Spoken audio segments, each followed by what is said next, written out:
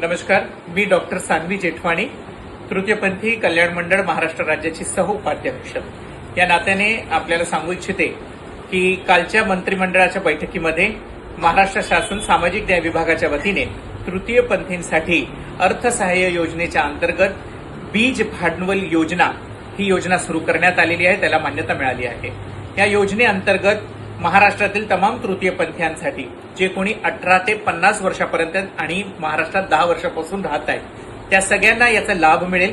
त्या अंतर्गत 2 लाख पर्यंत कर्ज मिळायची तरतूद आहे।